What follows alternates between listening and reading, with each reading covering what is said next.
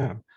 So hello everyone and welcome to this artist talk and performance screening for Black Gold and In Oil We Trust by ēmā Igharas. My name is Prakash Krishnan and I am the cultural mediator at Centre Clark, and I'm really excited to be presenting this work to everyone. And so yeah, as I mentioned, we will be recording this presentation for our archives, and the presentation will also be happening in English. Mais si vous voulez poser vos questions en français, vous êtes bienvenue, puis on peut faire la traduction au besoin. And so before we begin, I would like to recognize that Centre Clark and its team is located on unceded Indigenous territory on the island known as Jojage by the Ganingahaga or Muniang in Anishinaabe, or colloquially and colonially known as Montreal. As a not-for-profit arts organization, Clark is engaged in working toward anti-colonialism through reading, learning, training, collaboration, and supporting Indigenous artists and curators through its programming, including its residency programs. And as we present this talk today over Zoom, it serves as an apt reminder that even virtual meetings are not without physical consequences. Zoom's headquarters are located on Mukweme Ohlone territory, and the hidden infrastructure that supports cloud technologies utilize vital land and resources. In exploring today the impacts of the movement of crude oil to power our transportation and energy infrastructure, I encourage you all to also reflect on the ways in which our own movements and activities impact Indigenous lands and how we might work toward negating these harms and move toward activities based in ecological care. Okay, and I'm now excited to present to you ēmā and Natasha. ēmā Igharas is an interdisciplinary artist and member of the Tahltan First Nation. She uses a potlatch methodology to create works in mediums including sculpture, installation, photography, sewing, and performance. Her practice is informed by Northwest Coast formline design, her studies in visual culture, and time spent in the mountains. Her unique approach is a way to challenge the colonial value system and to promote relations to the land through methods of care and strategies of resistance. ēmā has a bachelor's degree from Emily Carr University of Art and Design and graduated from the Interdisciplinary Masters in Art, Media, and Design program at OCAD University. She's a founding board member of the Tahltan NGO, Tudescho Holistic Indigenous Leadership Development for the Betterment of Youth, and serves on the board for the YVR Art Foundation. ēmā founded and coordinates Potlatch School, which includes an artist-in-residence program and seasonal ceremonies in her home territory. In 2018, she won the Emily Award for Outstanding ECUAD Alumni and was one of the winners of the 2020 Sobi Art Award. ēmā has exhibited across Canada and the US and internationally in Mexico, Sweden, and Chile. We also have Natasha Chaykowski, who is a writer and curator based in Lethbridge, Alberta, on Treaty 7 territory. And I will pass the mic to you both to take it away.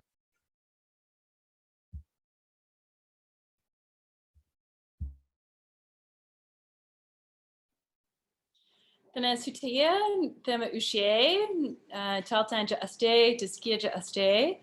I'm here with my Espana, my friend and colleague, Haley McLean. So I just wanted to acknowledge her right now.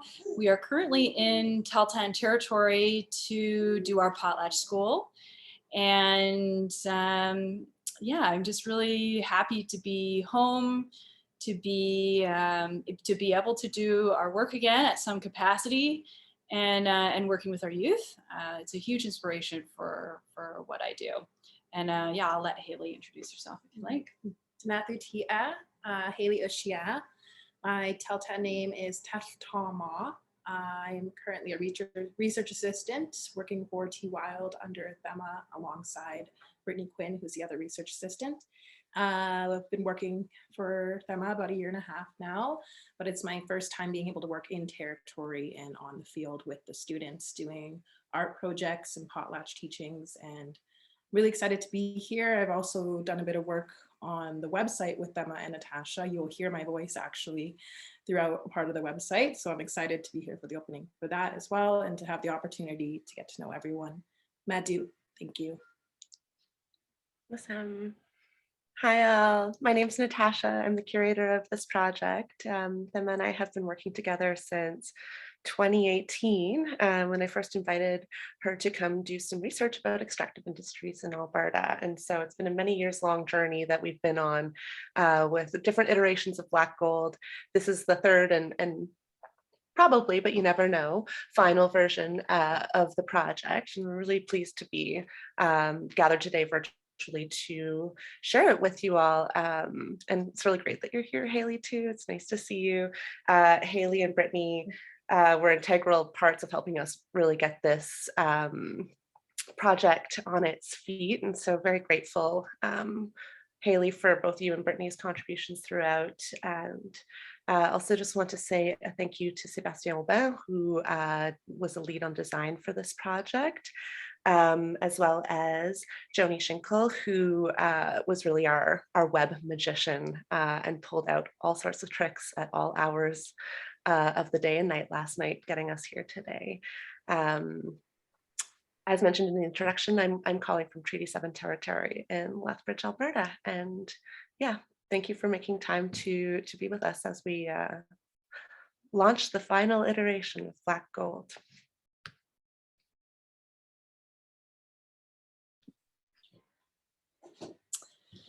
Yeah, we are really excited. I mean, like Natasha mentioned, this has been an ongoing project, but you know, like it also within the journey just has had a lot of shifts in mindset because of the pandemic. So even if we've extended this project several times, like I feel like those moments we've really had time to marinate.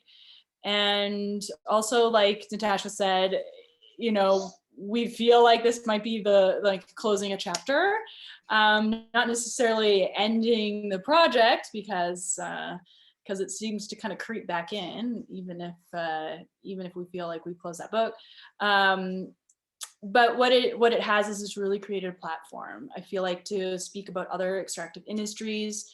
I mean, just to kind of give a bit of a background on the project, when I first started my work with Natasha and Untitled Art Society, which is now the Bose, we had thought we would continue my ore body series, which was started from my OCAD thesis project, which was exploring Tahltan ore bodies and connecting materials to mine sites, bodies to the land, which is one of my campaigns in my art, or one of my conceptual foundations. And when I was invited to speak in Calgary, I felt like I could not do a project in Alberta without speaking to bitumen, and what became an acknowledgement, or you know, this work that I knew needed to be explored, really took the project. But the conceptual foundation stayed the same. And so after a journey to the oil sands and then a trip in the archives at the Glenbow Museum, I felt called to speak to bitumen and include it as a driver in my practice. Now, I had this bitumen core sample in my studio for several years prior, because my friend who works in the oil sands, whom I originally met at a mine in Tahltan territory, had given this bitumen to me and said, I think that you can do something with it. And I don't think that she could do it now. Like now it's quite contentious to have this outside of the oil sands. You used to be able to buy, I guess, like little packets of oil sands, and you used to do tours of oil sands, but there had been so many protesters who would go up to the oil sands and disrupt that system. And so now it had become illegal. So I had this substance in my studio, and another layer is that I didn't feel like I had the agency to speak to an ore body that wasn't mined from Tahltan territory. Now, previously, I'd spoken a lot about copper, about obsidian, about agents to Tahltan mining, and then also sustainable practices. And then I talk about how these materials that we would, aside from the obsidian, we would use every day by touch and consumption. That copper could be in our phones, it could be in our money, it could be in anything that has electricity, and it's a very valuable substance. And that material, consuming it, connected back to those places, and then in turn implicated us in extractive industries. And so this is how I approached bitumen. Even if I am against the practice of extracting bitumen, I acknowledge that my earrings currently are made out of a kind of a oil byproduct. And how does that consumption, and how do I engage with this site, even if I'm not from there, or even if it seemed like a massive subject to approach. And so I approached it in the way that I know how, which was starting from that physical substance and then wondering how I can connect that physical substance to the products that came from that, how I can use that in my artwork in a really intentional way, and then have the bitumen become a kind of a layer to our own extractive existence. And so from this, and us not being able to show that physical artwork at Clark Gallery, we were commissioned to do this website here. And we're really excited to show you how that came about. This is a new direction in my practice, and I'm really proud of what we came up with. So we took from a start the land, and what we wanted to do on the front of this page when you first arrive is that you see these stratas of the earth, and then we also thought about like the changing and the moving of the strata. Something that I thought of, Natasha, is because in this website there's a lot of flags, and flags became very important. Super important. Yes, and we'll get to that. In the front, it's meant to resemble this kind of like a designed interpretation of rock strata, and it's moving. But then I was also thinking it kind of looks like a flag as well. It also could reference writing, and so that's definitely a lot of writing to do with this project, and thinking and marinating and moving and shifting, and we thought this was really appropriate. So how we approached the layers, we had a bit of a rationale, is that we went from kind of like surface level to kind of a deeper level. And I don't know if you want to chime in there, Natasha, with the work with Joni in coming to this point. Yeah, this was very much, it's funny, having taken the exhibition from a kind of physical entity to an online one was, I think it was certainly a big learning curve for me. Maybe less so for some of the folks on our team who have a little bit more experience with this sort of thing. But I think to create any project, it's not just one person or two people, it's a whole group of people. There's so much collaboration and support that's required to bring a project into being. And I found with this online project is that those forms of support became even more sort of obvious or upfront. So them and I, like I said, in my brief introduction, worked really, really closely with both Sebastian and Joni, as well as Haley and Brittany. And it was really kind of the five of us coming together in a way to kind of even like brainstorm, what this page is going to look like. So it's a little bit different than building an exhibition or conceptualizing a project in a gallery space in that way. And a lot of what you see here is, just us kind of meeting every Tuesday and just spitballing and trying to figure out what's going to stick. As Emma mentioned, we eventually kind of got onto the idea that we wanted the website to be organized like the strata of the earth, which of course are broken through whenever there's an extractive process. So it felt kind of central to both the conceptual and the conceptual kind of contours of the project, but also the very material realities of what it's like to extract bitumen from the earth. Each strata has its own sort of lead image that gives a bit of a preview to what's going to happen on that page.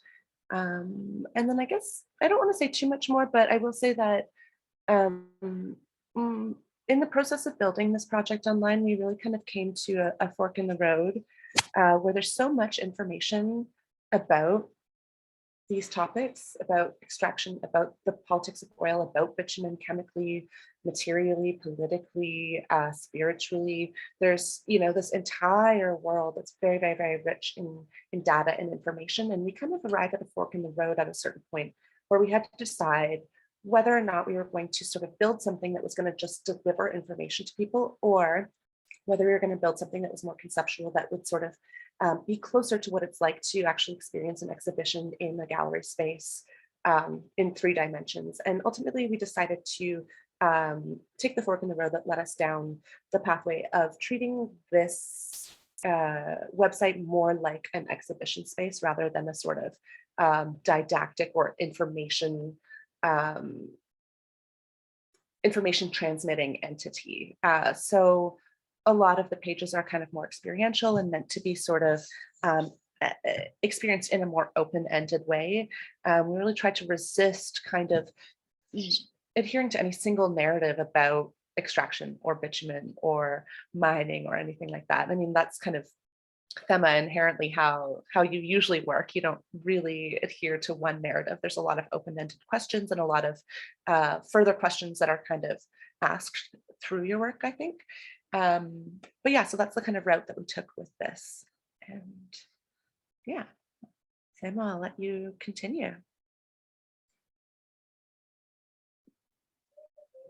Let's click through the first one. I know it's mostly text, but we can kind of just show a little bit of what people can experience on their own, and kind of how we arrived at it design-wise, because I think it's a really beautiful piece of design as well. I just want to again shout out to Sebastian Aubin for all of his assistance and working with our team.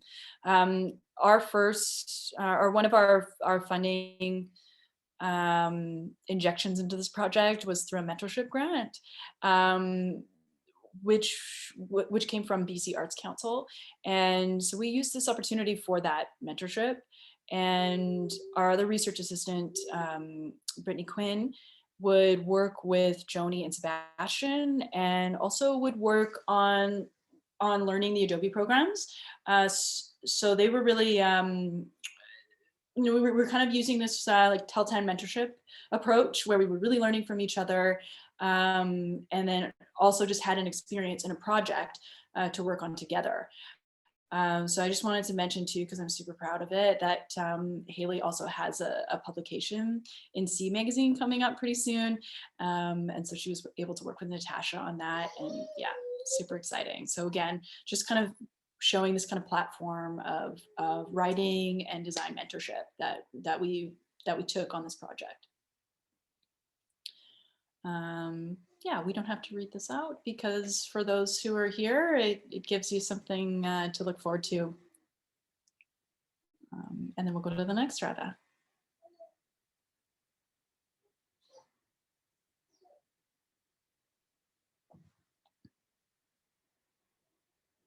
Oh, the sound's not working.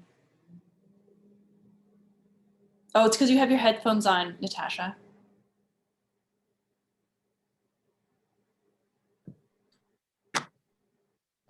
Shrouding Alberta in darkness as the smoke wafted eastward. Is the sound working now? Yeah, we'll restart. In 2018, as more than 12,000 square kilometers of land, forests, grassy expanses, life, burned within the unceded territories now known as British Columbia. The east moving wind from the Pacific Ocean pushed the ensuing smoke across the Rockies, shrouding Alberta in darkness. As the smoke wafted eastward, millions of barrels of heavy crude were pumped westward. These are the movements of black gold. So I just want to talk about this design here, and then also a theme that we just kept on coming across was this exchange and the movements, and this thinking about how we were related, not just through consumption, but also, you know, the weather and the rivers cross the borders. And that was one of our themes, you know, thinking about when I did travel to Fort McMurray, how there was the smoke that haunted me from my territory. And I had just come from Tahltan territory, and we were evacuated on the mountain, a group of students and I, because we couldn't go anymore to our community of Talagar Creek, which was on fire.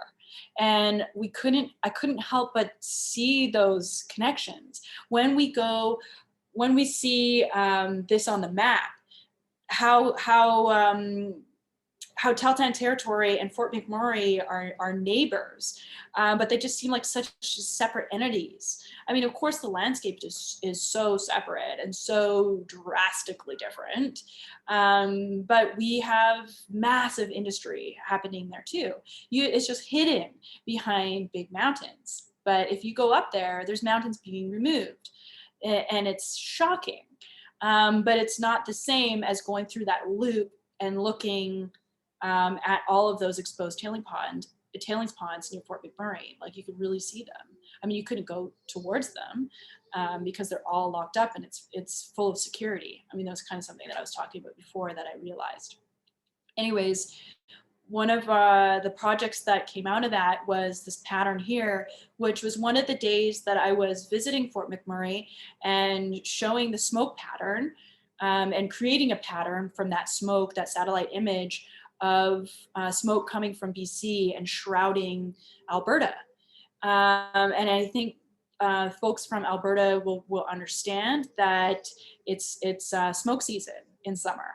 So after a certain point now, this is a normal thing, that BC is burning. And at one point, Fort McMurray burned, and it becomes like fire and smoke season. And so I just wanted to like make that connection through this artwork to make it kind of known and really embody it. And so this has taken several iterations. So the first time I used the pattern, I used it on the quilt that I made that was displayed on a copper tent frame. And so this quilt was made from a bitumen pattern that I made from the core sample. And it was printed on custom fabric. It was made from polyester satin. So it looks really fancy, but it still is an oil byproduct. And then I backed it with a polyester velvet as well. And so these were two fabrics that were mimicking this kind of like richness, but they were fake because they're not silk. So there was this kind of disguise or this transformation in the material, which is one of the traits that I really wanted to extract from the medium, so bitumen. And I wanted to talk about the fact that it disguises itself as so many things, and also because there was a couple of other themes that I wanted to talk about with this quilt, which was the comfort of oil. So we're really comfortable in our lifestyle. Like, this is part of the reason that we don't want to shift our practices. And then there was one more thing that just escaped my mind, but it will come back to me. There was a couple of reasons, for instance, that I wanted to create that quilt. So that was one of the projects that I used this pattern for. And this pattern also became a mural on the front of Grunt Gallery for the second time that Black Gold was shown. And one thing that we really liked about the first iteration was that the semi-transparent vinyl became sorry, my timer's going off here. It became a lens. And so we wanted to, and what we saw is people walking by, cars driving by through the bitumen, which was a really nice surprise in that kind of like installation, planning everything ahead of time, and then it gets installed, and then we're like, wow, how appropriate.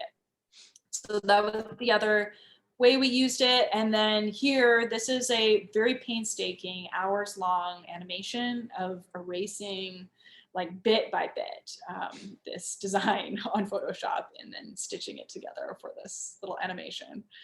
I am not an animator in any way, but dapple, and so yeah, gave it a really good go. Oh, and this is Haley's voice as well, I should say.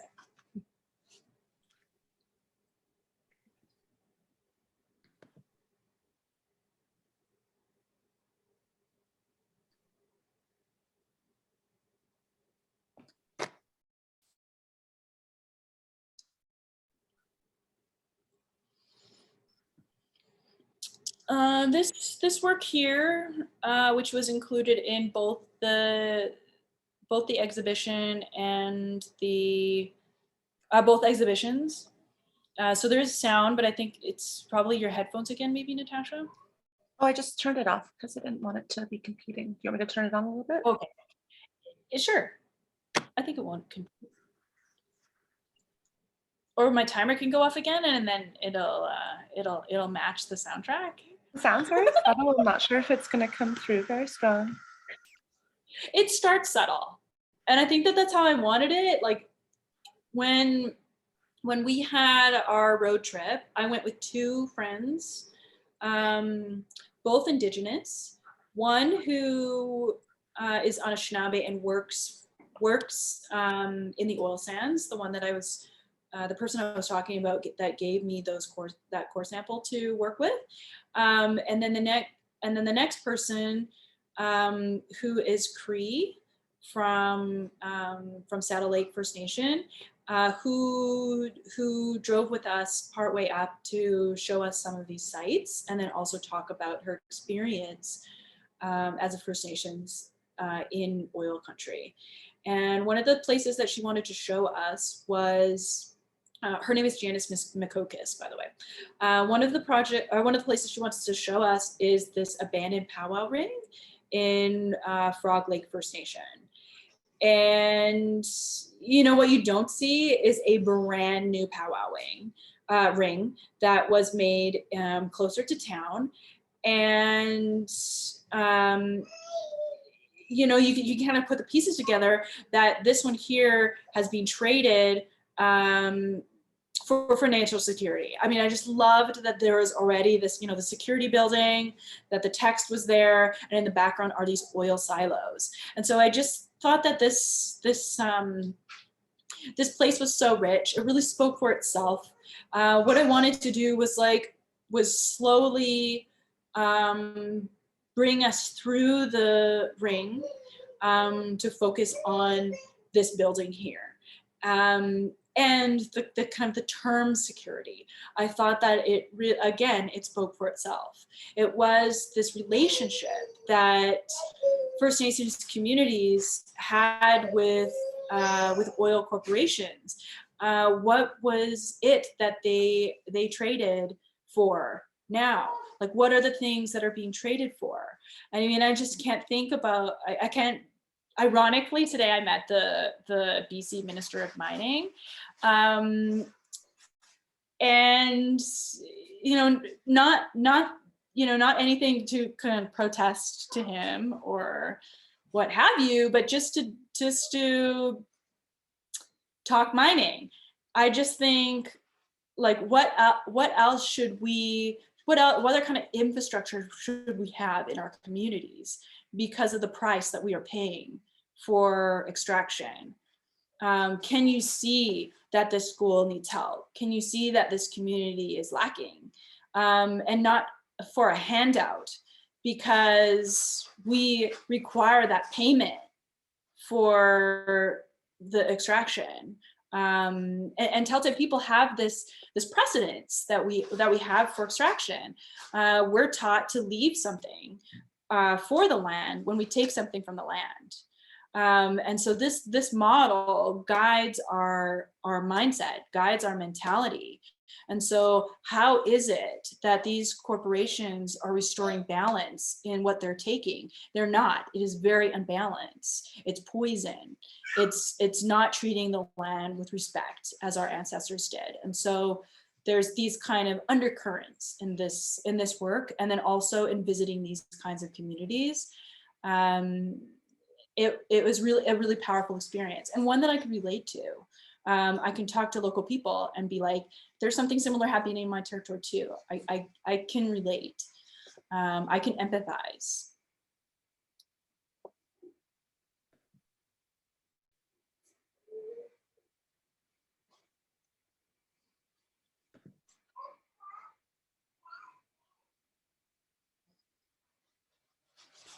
So we'll just pop on a couple of these little bubbles here. So these points are approximate points of reference. And there's little hidden gems in there that folks can interact with. For instance, this work, that work there, which was The Wind Has Something to Say. There's also this performance piece that was part of the work for Untitled Art Society.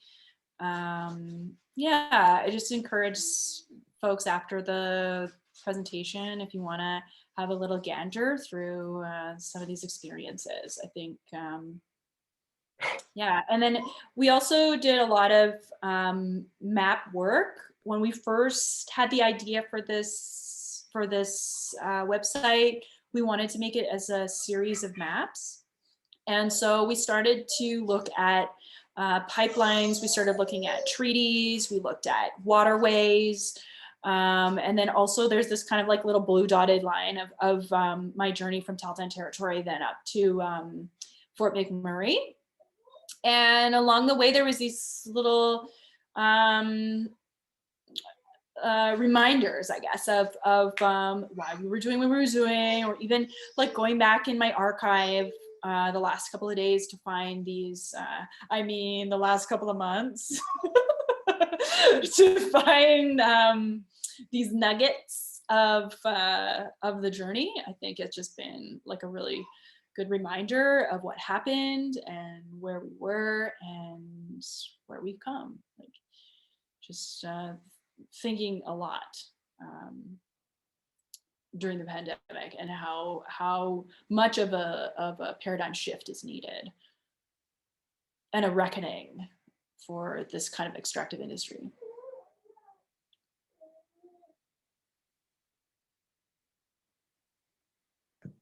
Emma, do you want to go through every layer?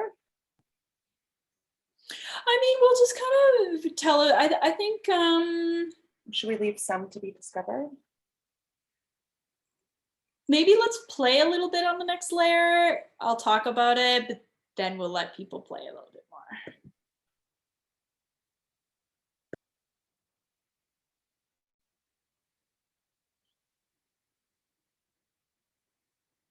Okay, so there's this piece called, oh my goodness, what is the piece called, Natasha? Must Hold Water. Actually, we have an image. Must Hold Water. I'll bring up the image first. So, yeah. Thank you, Natasha.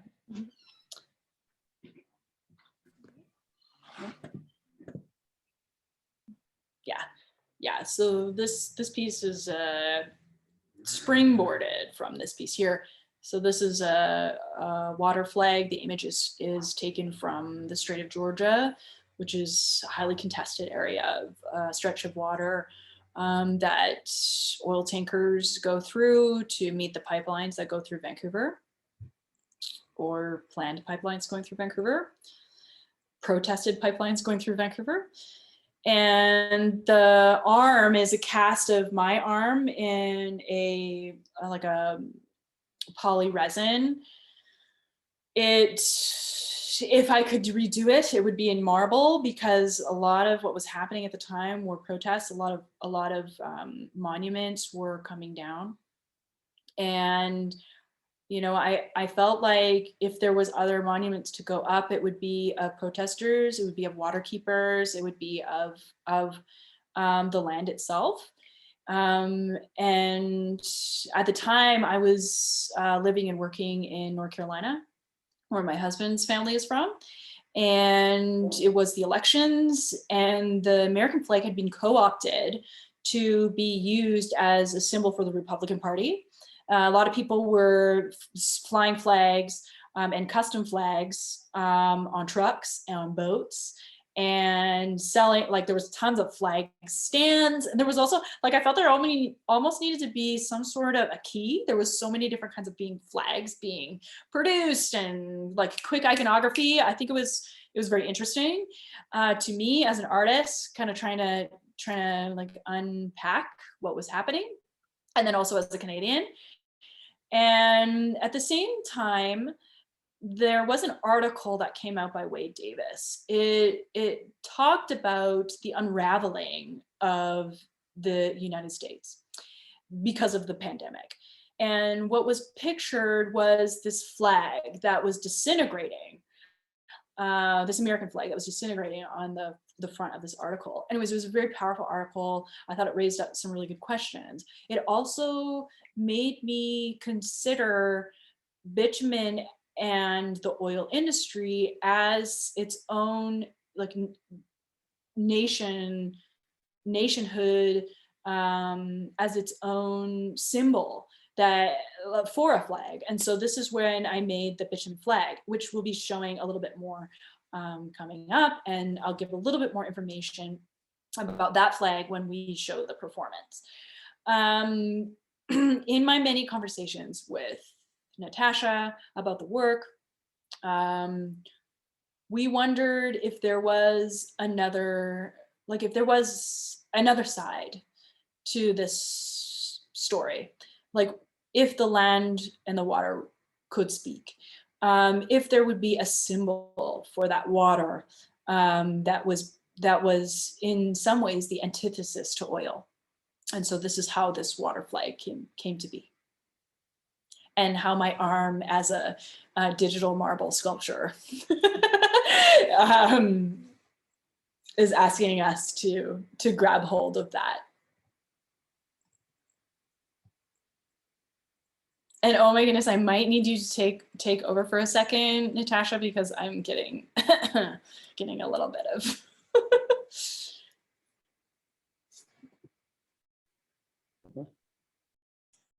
Yeah, you bet. You're getting a frog in your throat. Okay.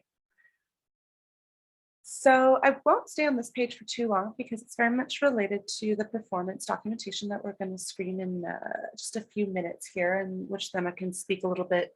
Thema, do you want to we'll screen the performance documentation, then you can say a few things afterward? Give your voice a little break. Is that good? I think that's really great. That's a great idea. So this is documentation of a performance that we're about to watch together here, but you can see right here is the flag that Thema made. That again, throughout this process, there's been like a lot of sort of things that are not so obvious in the materials, but that Thema was really purposeful about. You spoke a little bit about it, Thema, when you were talking about the quilt and using synthetic materials to make that work. There was also a lot of vinyl use. A lot of the materials for the different iterations of the project were purposely sort of sourced for their relationship to the petrochemical industry and those byproducts of the oil extraction that the project takes for subject. So this is no different. This is a custom print flag with a piece of bitumen in the kind of center of it. The flag itself is synthetic materials, and it's actually silk. I'm sorry. Yeah. I know, just to like confuse us all. It's actually silk, but I take it back. I felt like it was ironic because we put a picture. You of never bitumen told on the me silk that. flag. I am so sorry. I think it just like slipped in. I know, that was like one of those manic last minute purchases, like get the custom print in on time. But yeah, so this is just outside of Ositsiwan's gallery space up in Edmonton, where the performance took place, and the sort of conceptual idea behind having this flag kind of flying in perpetuity. I mean, there's a lot of different connections to the project as a whole, but one of the outcomes that we're sort of hoping for with this project is that the elements, which can be quite harsh up in Edmonton, if any of you have ever spent any amount of time up there, are meant to sort of degrade the flag as it flies. And so the kind of piece and the performance will be concluded once the flag sort of disintegrates after flying for however long it needs to fly before that happens. Yeah. Is there anything else, Emma, that you want? I guess we can wait until after the performance documentation. Yeah, it's so this is a live stream from OCC1 that will be up and accessible from the website for hopefully many years to come, or not, depending on how long it takes the flag to disintegrate. Yeah. Along with it's kind of like these are sister works, the water flag as well as this one. So like Thema said, really thinking about the way in which flags occupy or become a sort of stand-in for imaginary things that a populace may or may not feel for a nation state. So what does it mean when we swap, something like the Canadian flag and the kind of maple leaf for an image of bitumen, which, for us felt like a more real representation of the kind of interests of the nation state of Canada than, the kind of jolly Alberta, red maple leaf. Yes, Alberta specifically. Like Alberta. And like the irony is this flag, we meant to put it in Vancouver. I don't think that was meant to be. I really do think that it was meant for Edmonton.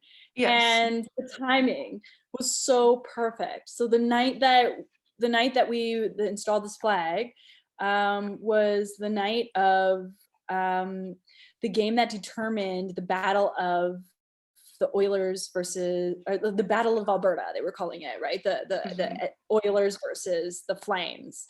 And so people were streaming by in jerseys. And also I did pull up to my brother's place in Edmonton, and somebody had just erected a flagpole so that they can fly the Oilers flag. And I was like, this is already a thing.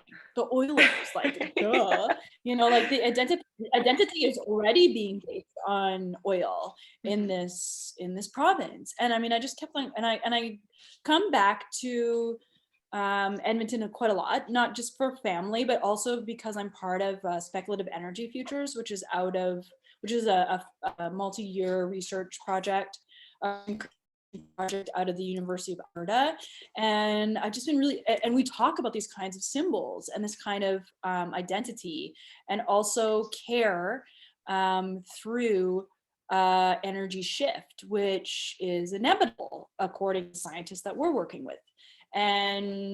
But it's not something that people are ready to let go of because of how much it is a symbol of that state. And I think, province, but I'm calling it a state as in a reference to nation state.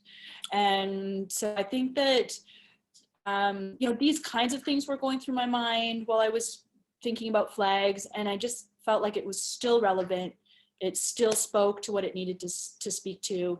I mean, the difference between flying an Oilers flag and flying a piece of bitumen is, flying the original ore body versus, the refined design icon. But, the ideas are similar to kind of rally behind this industry enough to name your hockey team after it.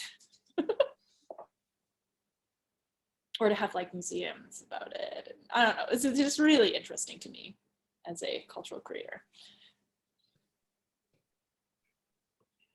I think we should maybe take a short break, and it just fits really well with the timing.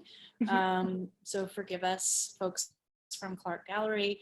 We're going to switch our timing a little bit up, and we're going to screen the performance now, because I think that it'd be really good to kind of springboard off of the conversation.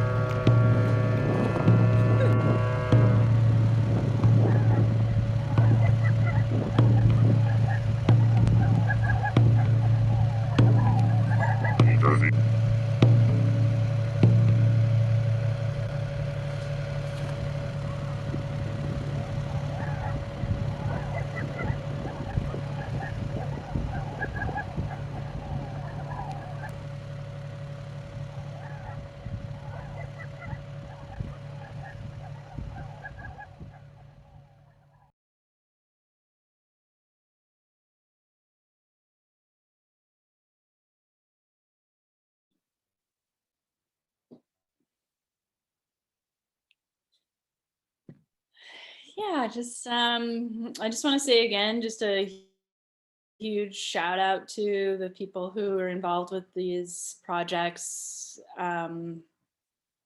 OCC1 Gallery for hosting the flag, and Clark for their work to commission and their patience. Just wanted to acknowledge Roxanne for keeping us on track and continuing to believe in the project. For Sebastian's work and design, and Joni for making this a reality. To my two research assistants, Haley and Brittany. They're incredible. And yeah, my hands, they're my hands. We are just, we're just thinking about letting the folks that have joined do the rest of the exploration. There's a couple of really exciting pages that we have yet to tap into, including our credits page that has some links to resources and a new publication by Sadie's, who is on the call here with us right now. We're really excited to have her permission to publish that reflection and that amazing piece of writing. Is there anything else we should make a comment about, Natasha, before we open it up for questions? No, I think that just about does it. It's like I said at the start, been many years long journey with this project, and we've been on the video now for about an hour, but really there's so much to this project that can't be unpacked even in this time. So really encourage everyone to have a look through the website and click through some of the related resources. And just want to acknowledge you, ēmā, and all of the work that you've done for all of these months and years, really spearheading the Black Gold enterprise.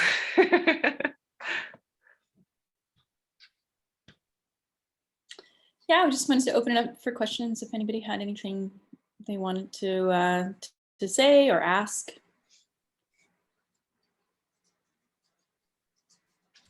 I can start us off if people are shy or are reflecting on any questions that they might have.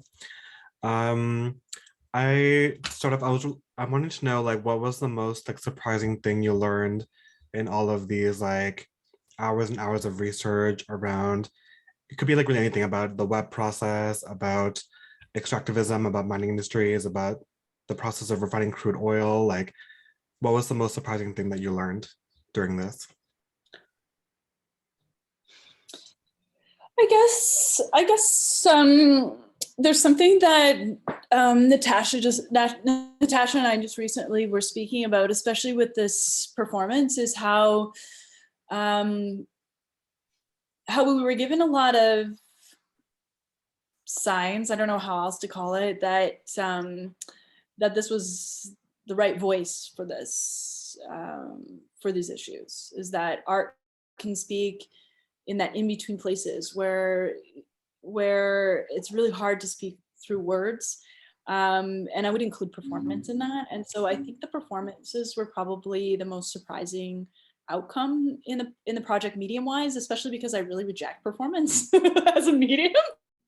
I'm not doing it, that's it. And then when OCC1 approached me about their performance series, I knew that it was the right medium for the project. To do this ceremony, to really do a kind of a parody of a flag ceremony or a colonial ceremony, and just how things, again, there was these signs that this was the right venue, this was the right timing. In our performance at Untitled Art Society, again, also with the glitches, there's a lot of glitches in my performances. I don't know if that's, I refuse to say that's one of my traits for performances, but it just happens. Like in the sound performance, the sound sewing machine performance and Echo I'm Sewing that that was made for Black Gold version 1. My serger jammed up, and so I just had to stop what I was doing and continue on with the performance. And then when I cut those pieces to give out in the performance, there was the perfect amount to give out, and it was a magic moment. So even there was people that were standing in the foyer who couldn't quite get into the gallery. It's pre-COVID fun times, stuffed into a gallery. And I go, oh, too bad, you'll have to share this one to a couple in the lobby. And then somebody goes, oh no, you missed one. It was at the table. It was the perfect amount of kind of these sewn, I call them oil patches, because they were the oil bitumen sewn together. They were supposed to be pouches, but they ended up being patches because I couldn't finish sewing them. And then with this one, and just the night of the game, this kind of celebration of the symbol of oil, and also the timing, and being able to install it at Edmonton. It was just so fitting, being an oil town. There was so many other things I could talk about, but I thought that was a kind of something beautiful that came from the project. Amazing, thanks for sharing. Are there any questions from the audience?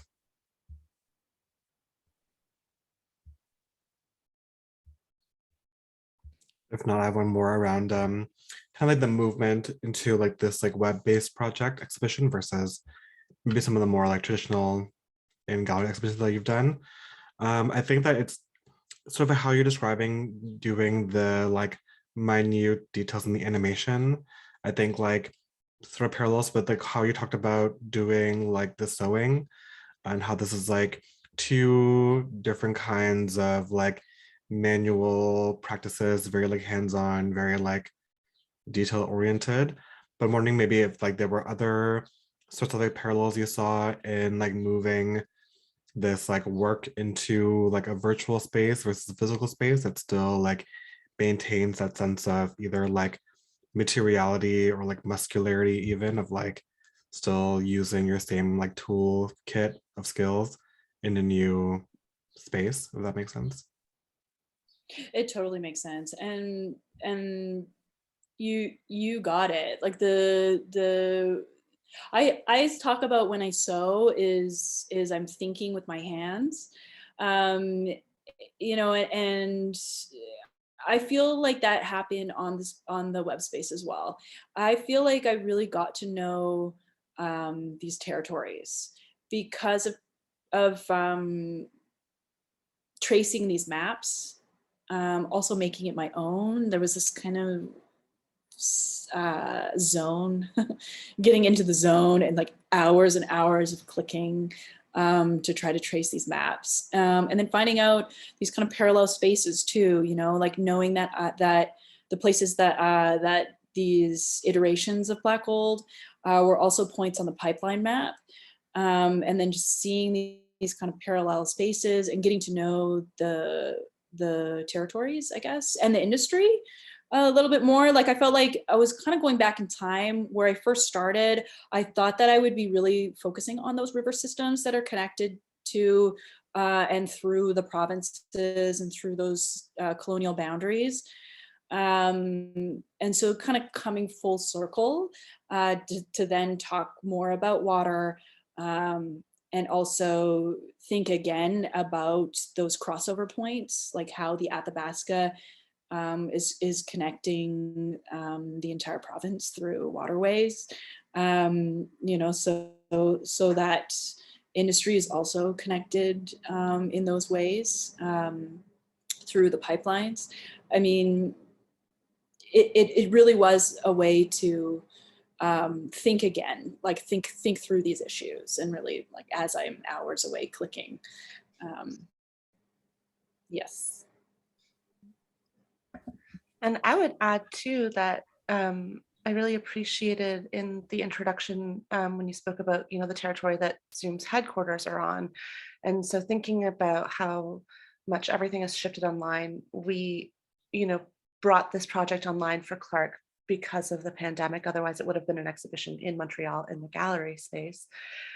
And this kind of goes back to something, Thema, that you mentioned earlier as well about copper and Tahltan territory and sort of like how that mining of that mineral really connects us all.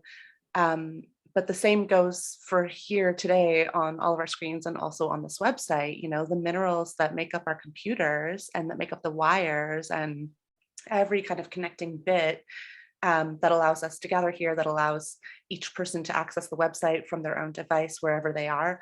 All of those things that allow that came ultimately from the ground somewhere. So again, it's like this another kind of like level of connection wherein websites can feel virtual, and they do exist virtually to an extent, but it's not ever just fully virtual. There's always a connection to the land through those minerals. And then to go back to Thema's kind of key mantra in her practice, and how those minerals are then connected to our bodies, and then our bodies connected to each other through that sort of shared relationship. So that was an interesting aspect as well, thinking about online versus kind of IRL exhibition.